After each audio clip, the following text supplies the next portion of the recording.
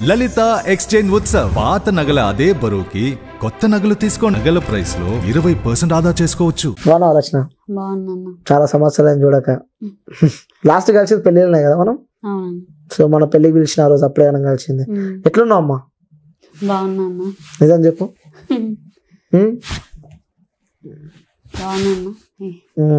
Same అప్పుడు ఎట్లా రచన చూసినానో same మళ్ళీ అదే రచన కనిపిస్తుంది నాకు. 2 years అయింది, అసలు రచన చేంజ్ కాలేదా ఇంకా? కాలేదన్న. అంటే ఎవరైనా ఫేమ్లో ఉన్నప్పుడు ఫేమ్ అనే చేస్తారు కానీ తప్ప పర్సనల్గా ఏం చేయరు కదా అన్న. ఇప్పుడు నాకు అనిపిస్తుంది ఫేమ్లో ఉన్నప్పుడు అక్కడ తీసుకొని పెడతారు, ఎప్పుడే మళ్ళీ అలా అవసరం అయిపోయినాక నేను కష్టం చేసుకుంటేనే బతుకుతా అని అర్థమైపోయింది అన్న. ఎవరెవరైతే ఏమేమి ప్రామిసెస్ ఇచ్చిల్లో అవి నేను నా సంతోషంగా అంటే నేను ఎప్పుడు ఇంత తెర మీదకి ఇంత ఫేమ్ అయితే నాకు తెలియదు, కానీ అంత హ్యాపీలో నేను వీళ్ళు ఇట్లా చేస్తా అన్నారు, వాళ్ళు అట్లా చేస్తారు, నాకు ఒక ఫ్యూచర్ చూపిస్తారమ్మా అని చెప్పేసి నేను అమ్మ నాన్నకు ప్రామిసెస్ ఇవ్వడం చాలా మిస్టేక్ అనిపించింది. అంటే సైలెంట్ గా నీ వర్క్ నువ్వు చేసుకునే సమయంలో కూడా చాలా మంది నిన్ను అది చేసాం ఇది చేసాం అని చెప్పి కూడా అంటే నా పనిని దెబ్బ తీసేసి, అంటే నేను మొత్తం రిలాక్స్ అయ్యేటట్టు చేసి ప్రతిదీ నేను ఏదో హార్డ్ వర్క్ చేసుకుంటూ పోయి ఫ్యామిలీకి సపోర్ట్ చేయాలి, నా స్టడీస్కి నేను సపోర్ట్ చేసుకోవాలని నేను ఏదో వేలో పోతున్నా, ఎక్కడనో తీసుకుపోయి ఎక్కడనో పెట్టిళ్ళు. అంటే రచన నువ్వు వెల్ సెటిల్డ్ బాగానే పైసలు వచ్చినాయి, ఎందుకంటే ప్రతి ఒక్కరు ఆ రచనకి గూగుల్ పే చేయాలి, తన పరిస్థితి బాగాలేదు, తను చదువుకోవడానికి కూడా డబ్బులు లేవు అని చెప్పి కూడా ప్రతి ఒక్కరి కింద మెన్షన్ చేసారు అమౌంట్, జీపే నెంబర్ కూడా. అప్పుడు అందరు ఏమనుకుంటారు అంటే రచన సరే మంచి పైసలు వచ్చినాయి, రచన మంచిగా ఉంటుంది, మంచిగా చదువుకుంటుంది, చాలా పైసలు వచ్చినాయి అని చెప్పి కూడా అంటున్నారు. మరి సో డబ్బులు విషయానికి వస్తే ఎన్ని వచ్చిన డబ్బులు ఏంటి అసలు? నాకు వచ్చిన వరకు అయితే ఎవరైతే యూట్యూబ్ ఛానల్లో అన్న ఉన్నారో అన్న తరఫు నుంచి నేను మొత్తం ఫేమ్ అయినా. అన్న నన్ను ఇక్కడ తీసుకొచ్చిండు, ఒక స్టెప్ పైకి వేసిండు. అన్న తరఫు నుంచి అయితే నాకు అప్పుడు నేను తీసుకున్న అమౌంట్ ఒక 10K. నాకు స్టార్టింగ్ నేను ఫేమ్ అవుతున్నా, నేను ఇంత హార్డ్ వర్క్ చేస్తున్నా అన్నప్పుడు వచ్చింది అన్న తరఫు నుంచి ఒక 10K వచ్చింది అంతే. ఆ తర్వాత అన్న ఎవరైతే వ్యూవర్స్ ఉన్నారో యూట్యూబ్ ఛానల్, నెక్స్ట్ డే నేను ఫేమ్ అవుతున్నప్పుడు ఇంకొక అన్న ప్రమోద్ కుమార్ అన్న అని చెప్పేసి తన సొంతంగా బైక్ ఇచ్చిండు. అది నేను లైఫ్ లో నేను కొనుక్కోలేంది, అది ఒక వర్తబుల్ నాకు అదన్న గిఫ్ట్. ఒకటి అది స్కూటీ ఇచ్చిళ్ళు. ఇంకొకటి ఏదైతే ఉందో నేను చదువుకుంటున్న హోటల్ మేనేజ్మెంట్లో నేను ఆల్రెడీ ఒక 2,50,000 పెట్టుకున్న అమౌంట్ నేను హాఫ్ అమౌంట్ ఆల్రెడీ కట్టి నేను చదువుకుంటున్నా, ఇటు జొమాటో చేస్తూ అటు పాల ప్యాకెట్లో అటు వర్క్ చేస్తూ. ఆ అమౌంట్ దాంట్లో మిగిలిన ఏ సెటిల్ అయిన ఫుల్ అయిన అమౌంట్ ఉంటుందో 75,000 నా కాలేజ్ వాళ్ళు నాకు ఇచ్చిళ్ళు స్కాలర్షిప్. అంటే మొత్తం కాలేజ్ ఫీ మొత్తం క్లియర్ చేసేసిళ్ళు వాళ్ళు. అది అక్కడి వరకు అయిపోయింది. ఇంకొకటి అయితే ఎవరైతే శివజ్యోతి అక్క ఉందో తన వీడియో ద్వారా తన యూట్యూబ్ ఛానల్లో నా నెంబర్ పెట్టుకుంది, అక్క ద్వారా ఒక 1 lakh వచ్చింది నాకు, శివజ్యోతి అక్క ద్వారా. ఇది ఓకే. సో మొత్తం చూసుకున్నట్టు 1,50,000 దాకా వచ్చింది. 1,50,000 అది నేను తీసుకున్న అమౌంట్ 1,50,000. సో కాలేజ్ అయిపోయిందమ్మా? కాలేజ్ అయిపోయిందన్న, మంచిగా అయిపోయింది. హోటల్ మేనేజ్మెంట్ చేసేసినావు, అయిపోయింది. సూపర్, దేవుని దేవాల అయిపోయింది. సో ప్రజెంట్ ఏం చేస్తున్నావు ఇప్పుడు? ప్రజెంట్ అంటే ఇక ఫేమ్ అయితే అందరు అనుకుంటారు అన్న, ఫేమ్ అయితే ఎక్కడో ఉన్నారు. ఇప్పుడు మన ఇంట్లో వాళ్ళే అనుకుంటారు, మనకు ఒక స్టేజ్ వచ్చినాక మనము ఎక్కడికో వెళ్ళిపోయినాం, వాళ్ళకి కష్టాలు ఎక్కడి, వాళ్ళకి అదేంది అని అనుకుంటారు. కానీ అది నేను ఎక్కింది ఒక స్టెప్ అయితే, నేను ఫేమ్ అయినాక ఎక్కింది ఇంకా 10 స్టెప్పులు ఉన్నాయి చాలా. అంటే బాధ, అంత సపోర్ట్ లేకుండా. అంటే రచన ఒకప్పుడు రచన జొమాటో గర్ల్ రచన అని చెప్పి యూట్యూబ్ లో కొట్టగానే మిలియన్ వ్యూస్. అదే రచనకి నువ్వు ఓన్ యూట్యూబ్ ఛానల్ పెట్టుకున్నావు, అందులో ఏ విధంగా వస్తున్నాయి వ్యూస్? ఒక 6 months దాకా నేను ఎప్పుడైతే ఫేమ్ అయినో ఆ 6 months దాకా చాలా సపోర్ట్ ఉండే, చాలా కామెంట్స్ వచ్చేది, సపోర్ట్ చేస్తాము ఇంకా వీడియోస్ పెట్టండి, అసలు నీకేం లేకున్నా కానీ నువ్వు ఇంకొక పర్సన్స్కి నువ్వు పెడుతున్నావు, నీకు లేకున్నా కూడా ఇంకొకరు పెడుతున్నావు, ఇంకా మేము సపోర్ట్ చేస్తాం అని అన్నవాళ్ళు. ఇప్పుడు ఒక వీడియో నార్మల్ నేను ఏదైనా ఫన్నీ వీడియో పెట్టినా అంటే ఇట్లా పెడితే ఇట్లా అయితే లేరు, ఇప్పుడు జనరేషన్ అంతా చేంజ్ అయింది కదా, ఒక ఫన్నీ వీడియో పెడదామన్నా ఏం రెస్పాన్స్ లేదు నా యూట్యూబ్ ఛానల్. నేను ఎప్పుడైతే ఎవరి దాదా ఫేమ్ అయినో ఆ తర్వాత వాళ్ళు నాకు ఫేమ్ కావడం అనేది ఆఫ్టర్ 6 months.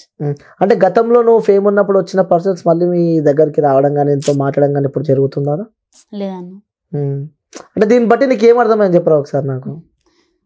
అవసరం మనిషిని మార్చేస్తుంది అన్న. అంటే ఇప్పుడు వాళ్ళకి అవసరం ఉన్నప్పుడు వచ్చిళ్ళు, ఇప్పుడు వాళ్ళు నాతో పాటు ఏం అవసరం లేదు కదా. అట్లా అంటావు. మంచి గుణపాఠం అయితే నేర్చుకున్నావు లైఫ్ లో, చాలా పెద్దవి. కొందరు మాటలు ఇస్తే నెరవేర్చుకోవడం అంటే నాకు ఏంటంటే నేను ఎప్పుడు ఎక్కువ ఈ బయటికి పోయి సొసైటీ ఇదేంది నాకేం తెలియదు అన్న. కానీ ఆ సొసైటీని పరిచయం చేసిన వాళ్ళే నేను ఎవరో తెలియనట్టు తిరుగుతున్నారు. అంటే ఎప్పుడైనా ఎదురుపడ్డారా మీకు?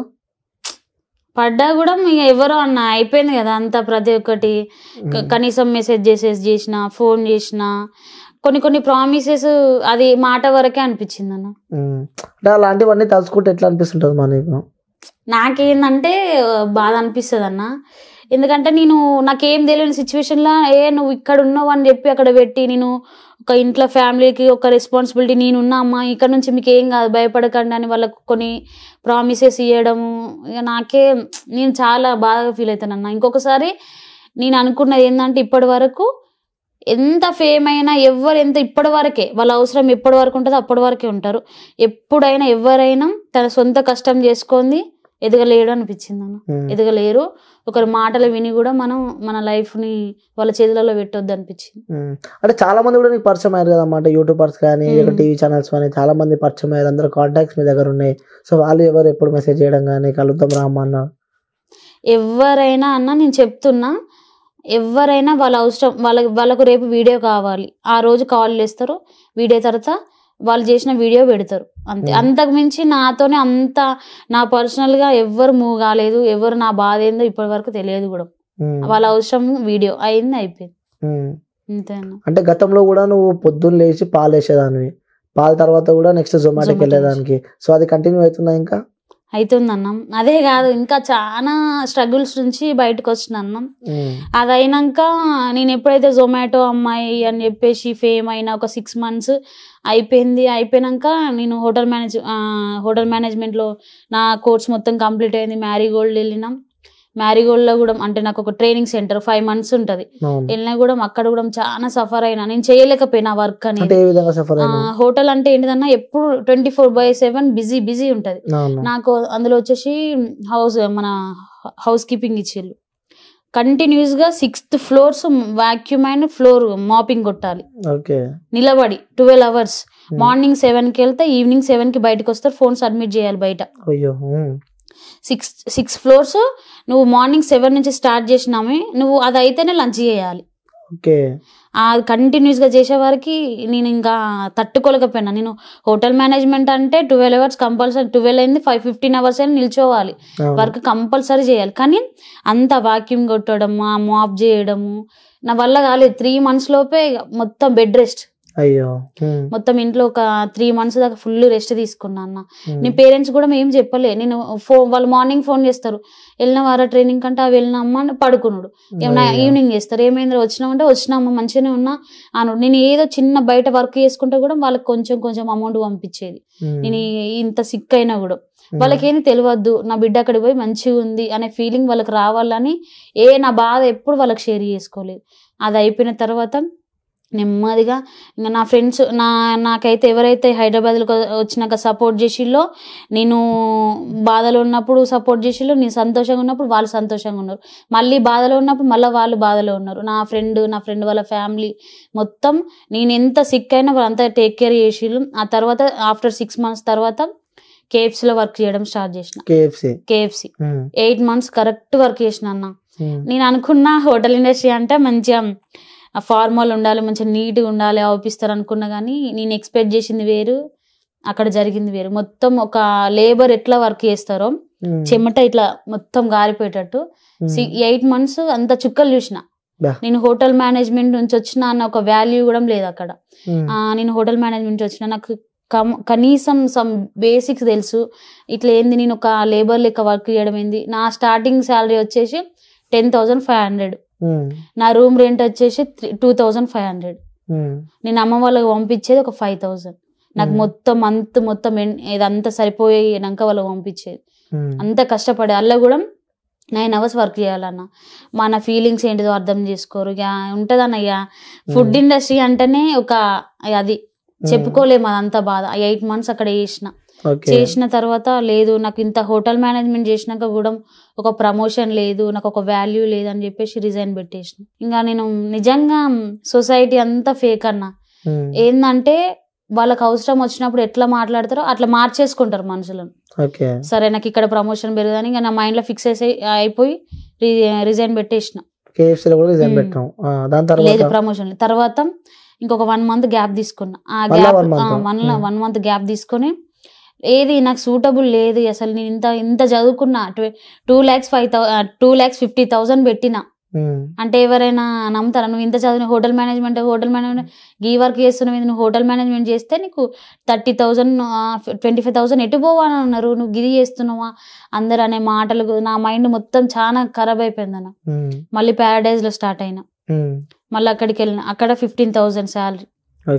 ఆడ కూడా కంటిన్యూస్ గా చేయడమే. డైనింగ్ మొత్తం ఒక 8 tables ఉన్నాయంటే ఆ 8 tables లో ఒక డైనింగ్ లో నేను కూర్చుంటే ఉరకాలి మొత్తం. ఒకరు సలా అంటారు, ఒకరు అది అంటారు, ఒకరు ఇది అంటారు, ఉరకాలి. అది మొత్తం డైనింగ్ మొత్తం మెయింటైన్ చేసేది నేనే. సరే అయితే ఓకే నాకు మంచి ప్రమోషన్ పెరగాలి నేను, ఎందుకంటే ఒక శాలరీ నేను ఈ చదువుకున్నా అంటే ఒక శాలరీ రావాలి, ఒక పొజిషన్, అరే మేనేజర్ అనే ఆ పేరు కోసం నేను ఒక టీం మెంబర్ గా వర్క్ చేయడం స్టార్ట్ చేసిన. అయినా అక్కడ సెట్ కాలేదు, ప్యారడైజ్ స్టైల్ పోయింది అని ఇక మొత్తం ఏ కస్టమర్స్ రాకపోవడం. ఆడేం చేసిళ్ళు, ఆడ 5 months అయిపోయిన తర్వాత నా 6th month నుంచి అవర్ బేస్ స్టార్ట్ అయింది. ఎప్పుడైతే కస్టమర్స్ వస్తారో ఆ కస్టమర్ వచ్చిన టైంకి నువ్వు చేసి ఇంటికి పోవాలి. అట్లా కూడా ఉంటుందా? ఇప్పుడు అట్లా స్టార్ట్ చేసిళ్ళు అన్నట్టు ప్యారడైజ్. ఒక నీకు ఇప్పుడు వాళ్ళ అవసరం, వాళ్ళు ఎప్పుడైతే ఇప్పుడు ఈ సండే రోజు ఈ 10 to 12 వరకు కస్టమర్స్ ఉంటారు, అప్పుడు వచ్చి నువ్వు వర్క్ చేసుకోబో. ప్యారడైజ్ నుంచి మా ఇంటి వరకు 1/2 hour, నేను ఆ 2 hours కోసం రావాలి, వర్క్ చేసుకోవాలి, పోవాలి. కనీసం నాకు 15,000 శాలరీ వచ్చేది 5,000 కూడా రాకపోయేది. అసలు దెబ్బ మీద దెబ్బ. ఇంకా 6 month ఎండింగ్ అవుతున్న లోపే కాల్ వచ్చింది. నైట్ అమ్మకు బాగా సీరియస్ ఉండి పెయిన్ లేచి MGM లో జాయిన్ చేసినామని వరంగల్. ఏమైంది అంటే ఇక డాడీ చెప్పట్లేదు. అమ్మ ఇట్లా హాస్పిటల్ పోయింది, తీసుకెళ్ళినాం, బాగాలేదని చెప్పి అంటే ఏమైంది అమ్మకు, ఇంకా నేనున్నా కదా వాళ్ళకి ఉంటది ఊకే, అక్క అయితే వెళ్ళిపోయింది, నాకు ఇంకొక బిడ్డ ఉంది కదా, మేము ఏం చేసినా తన కోసమే కదా, ఏమైంది ఇంత సడన్ లా అని చాలా అదైపోయినా. కాల్ చేసినా ఇట్లా నొప్పి లేస్తుంది అంటే ఏమైంది అక్క, అమ్మ వాళ్ళందరూ వచ్చి చూస్తే కిడ్నీలో స్టోన్స్ ఉన్నాయి, ఆ పెయిన్కి భరించలేకపోతుందిరా, నువ్వు రా అన్న వల్లే కథం. ఇంకా 1 week లీవ్ అని చెప్పేసి 1 month మొత్తం అమ్మతోనే ఉండి ఆమె మంచిగా అయ్యేదాకా 1 month మొత్తం అక్కడనే ఉన్నాను. చూసుకొని వచ్చినాం. వీళ్ళకి ప్యారడైజ్ వాళ్ళు కాల్ చేస్తున్నారు, ఏంది ఆ పార్ట్ టైంకే ఆ అవర్స్ బేస్ కోసమే కాల్ చేస్తున్నారు.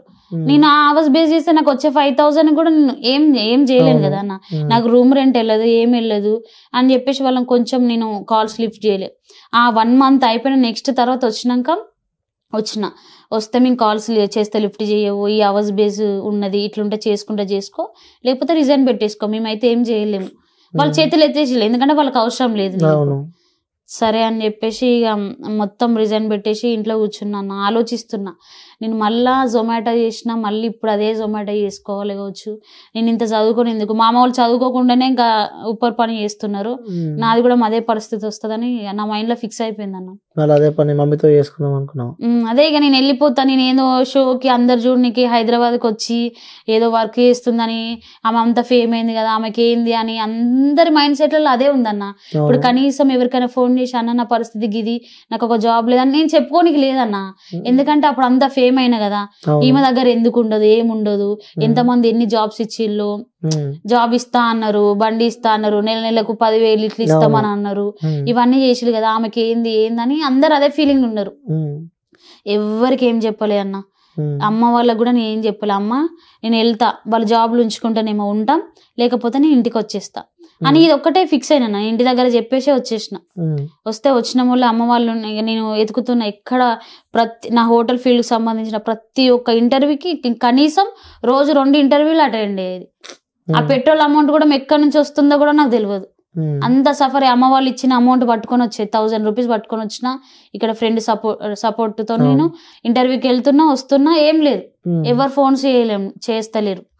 సరే ఇట్లా కాదు, నేను ఏదో ఒకటి చేయాలని చెప్పేసి ఇంకా నాకు జొమాటో అంటే జొమాటో చేసి ఉన్నా నేను, అదే తిరగడము, అదే ఫ్లోర్స్ ఎక్కడము, అదే దిగడము, ఏదో నాకు అయితలేదు. ఇంకా నేను ఆలోచించుకోవట్లేదు ఏం, ఇక చేద్దాం, ఇక ఇది తప్ప ఏం లేదు, నాకు టాలెంట్ అంటూ ఏది లేదు, బయటికి పోయి నేను అమ్మాయిని ఏ వర్క్ చేయలేను అని చెప్పేసి కథం అప్పటిదప్పుడే యాప్ డౌన్లోడ్ చేసిన ర్యాపిడో. మళ్ళీ ర్యాపిడో ఆన్ చేసిన, లాగిన్ అయినా, నెక్స్ట్ డేనే మొత్తం యాక్సెప్ట్ అయింది. ఆర్డర్ రావడం స్టార్ట్ అయింది. ర్యాపిడో కొట్టినావా మనం? ర్యాపిడో కొడితే ర్యాపిడో ఫస్ట్ రోజు స్టార్ట్ చేసిన అన్న నాకు ఒకటి ఏంటంటే అబ్బాయిలు ఎక్కుతారు కదా, ఎట్లుంటది అన్కంఫర్ట్ గా నేను ఫీల్ అవుతా కదా అని చెప్పేసి అనుకున్నా. కానీ మన తప్పు లేనప్పుడు మనం ఓకే వెళ్ళొచ్చు. మన తప్పు ఉంటేనే అది అవుతుంది కదా.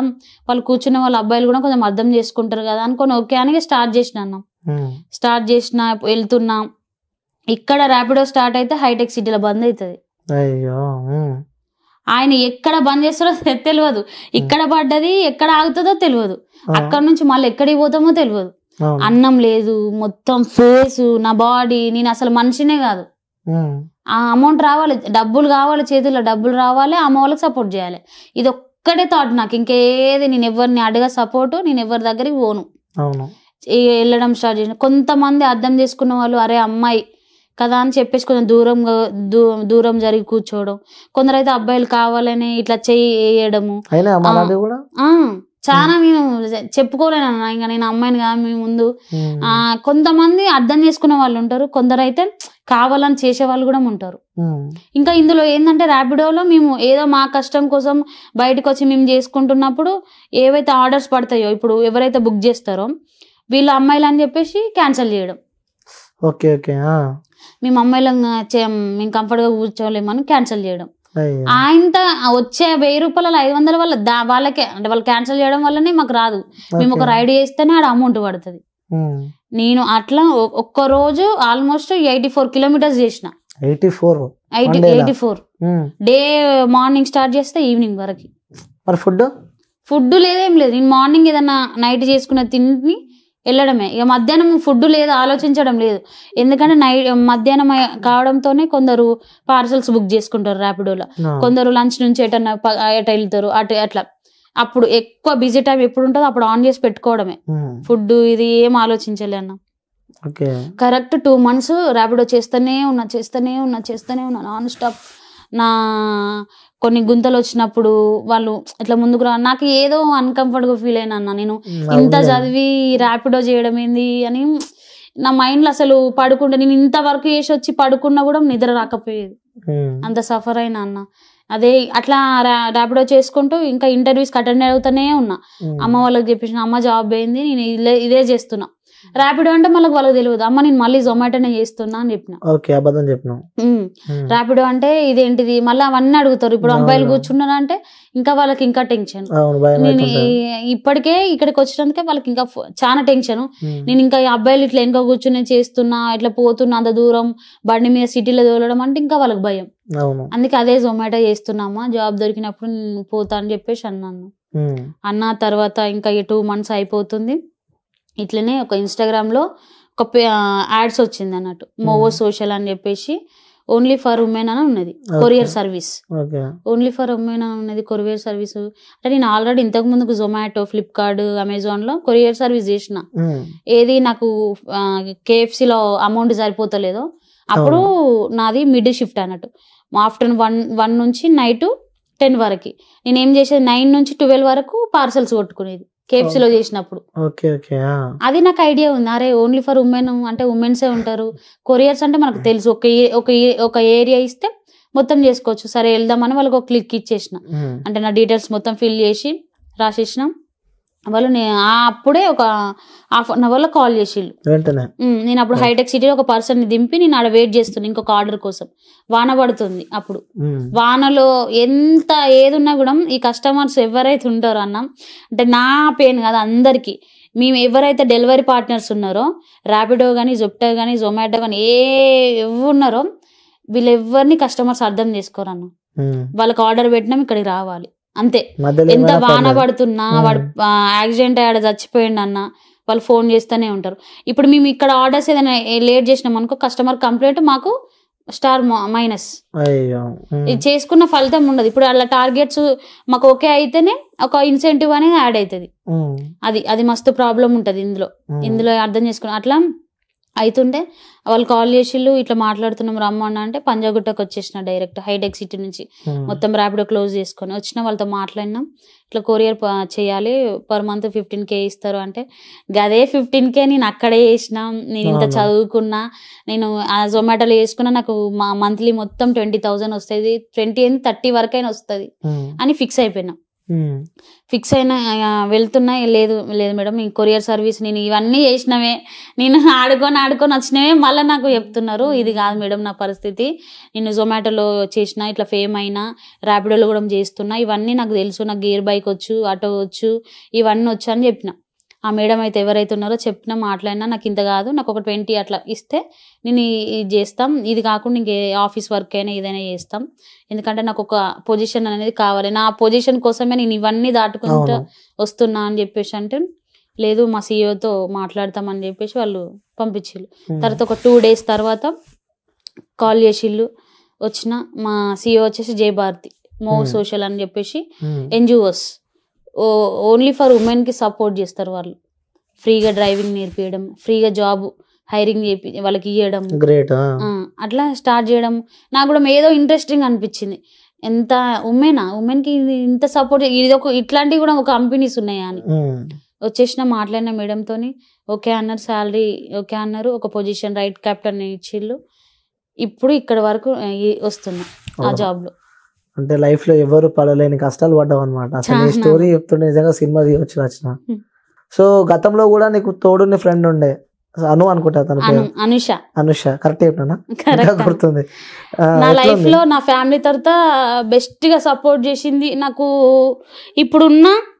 ఇప్పుడు నేను వాళ్ళ ఫ్యామిలీ దగ్గర నేను ఏదో బ్రతకడానికి వాళ్ళ సపోర్ట్ కోసం వచ్చిన నేనే వాళ్ళ పేరెంట్స్ ముందు తన ముందు నేను ఫేమ్ అయితే వాళ్ళ పేరెంట్స్ కూడా ఉంటది కదా అన్న, నా బిడ్డనే ఇట్లా కాలేదు కానీ ఆమె ఇక్కడ ఎవరో తెలియకుండా మా దగ్గర వచ్చి బతకటామని ఇంత ఫేమ్ అయింది, ఇట్లా అయింది అని ఆ ఫీలింగ్ వాళ్ళకు ఉంటది, అంటే మా కూతురు ఇట్లా కాలేదు అని. కానీ అట్లాంటి స్ట్రగుల్స్ నుంచి అవన్నీ తప్పుకొని ఇప్పటి వరకు నాకు ఒక సపోర్ట్ గా నాకు బ్యాక్ బోన్ లో నిలబడ్డా అంటే మా ఫ్రెండే అన్న. ఇప్పటికి కూడా ఇంకా తోడుందా? ఇప్పటి వరకు వాళ్ళ ఫ్యామిలీ అయినా వాళ్ళ బ్రదర్స్ అయినా ఎవరైనా, నాకు ఒక బ్రదర్స్ లేకుండా ఒక బ్రదర్స్ బాండింగ్, ఒక సపోర్ట్, అంకుల్ ఆంటీ నా పేరెంట్స్ లెక్క, నా ఫ్రెండ్ నాకు ఒక అక్క, నాకు చెల్లె, మా అమ్మ లెక్క చాలా ఇప్పటి వరకు అన్నా. నిజంగా నేను అంత ఫేమ్ అయినప్పుడు అయ్యో నా ఫ్రెండ్ ఫేమ్ అవుతుందని హ్యాపీగా ఉంది, ఇప్పుడు ఏం లేదు అన్న ఒక బాధలో కూడా ఉన్నది. అంటే చూస్తూ ఉంటాను ఈ స్టేటస్ లో కూడా, పక్కనే ఫ్రెండ్ స్టేటస్ ను పెడుతూ ఉంటావు, వాట్సాప్ లో నేను చూస్తూ ఉంటా. సో మన ఫ్రెండ్షిప్ డే రోజు కూడా మస్తు పెట్టిన పాటలు ఆ రోజు కూడా నేను చూస్తూ ఉన్నా. సో ఇప్పుడు తను ఇద్దరు కలిసి బాధపడ్డ రోజు ఉందా, అంటే గతంలో నేను అట్లుండే ఇప్పుడు ఇట్లున్నా అని చెప్పి? అంటే మా ఫ్రెండ్ నాకు సపోర్ట్ చేసి వచ్చిన ఆమెకు కూడా కొన్ని హామీలు ఇచ్చేసిళ్ళు, నీకు కూడా ఇట్లా సపోర్ట్ చేస్తాం. మళ్ళీ వాళ్ళ ఫ్రెండ్ అంటే మా ఫ్రెండ్ వాళ్ళ ఫ్యామిలీ వాళ్ళ ఇంటి దగ్గరకు వచ్చి నీ బిడ్డని ఇట్లా చదివిపిస్తాం, ఇట్లా చేస్తాం అని చెప్తే వాళ్ళకు కూడా ఒక హోప్ పెరిగిపోయింది. మళ్ళీ వచ్చే వరకు ఫోన్లు చేస్తే నో రెస్పాన్స్, ఇక ఇదంతా చెప్పుకుంటే నిజంగా నా ఫ్రెండ్ అయింది, నేను హ్యాపీగా ఉన్నా, నా ఫ్రెండ్ ఫేమ్ అయింది, నా ఫ్రెండ్కు నేను సపోర్ట్ ఉంటా అని నా ఫ్రెండ్ నాతో మాట్లాడింది ఓకే. కానీ వాళ్ళ ఫ్యామిలీలోకి వాళ్ళు ఇవ్వడం ఆమెకి ఇంకా బాధ అనిపించింది, ఎందుకంటే వాళ్ళ ఫ్యామిలీస్ కూడా ఇట్లా గుచ్చుతారు కదా అన్న, ఎవరైనా గుచ్చుతారు. ఇక అట్లా నా వల్ల కూడా బయట నేను ఇట్లా ఫేమ్ అయ్యడం కూడా ఆమెకు చాలా సఫర్ అయింది. సఫర్ అంటాం. సో మన ఇంట్లో మనం అన్నం తింటుంటే ఏం కాదు, పక్కన వచ్చి బిర్యానీ పెడతా మనకు పక్క ఆశ ఉంటది. అదే అయింది చాలా, అంటే బిర్యానీ కోసం వెయిట్ చేసారు కానీ లాస్ట్ కి బిర్యానీ ప్లేట్ కూడా దొరకలే అంటాం. ఇప్పుడు ఒక మిడిల్ క్లాస్ అమ్మాయికైనా అబ్బాయికైనా ఏం సపోర్ట్ లేదు, అంటే ఇప్పుడు ఫ్యామిలీలో ఒక ఫ్యామిలీ సపోర్ట్ లేదు, బయటకు వస్తే ఒక బయట సపోర్ట్ లేదు, కష్టపడితేనే తింటాం అని అన్నప్పుడు ఎవరో ఒకరు వచ్చి హోప్ ఇస్తే అది ఎక్కడి వరకు పెరిగిపోతుందో, పెరిగిపోయి కింద పడ్డది అనుభవం కూడా అర్థమైందన్న. పదాలు తెలియని పెదవులకు అమృత వాక్యం అమ్మ. సంతానలేమి సమస్యతో బాధపడుతున్న ప్రతి స్త్రీమూర్తి బాధను మేము అర్థం చేసుకోగలం. 49 వరల్డ్ బెస్ట్ ఎంబ్రియాలజీ ల్యాబ్ మరియు జిల్ట్రిక్స్ అలారం సిస్టాన్ని మొట్టమొదటిసారిగా ఏపీ మరియు తెలంగాణలో ఈ నెల 9న ప్రముఖ సినీ నటి స్నేహ, స్పెయిన్ దేశానికి చెందిన international senior embryologist Javier Herrera గారు ప్రారంభించారు. ఈ శుభతరుణంలో రక్త పరీక్షలు, AMH test, RBS, semen analysis, ultrasound scan, follicle scan ఈ నెల 31 వరకు ఉచితంగా అందిస్తుంది. 49 అంటే సంతానం, 49 అంటే సంతోషం.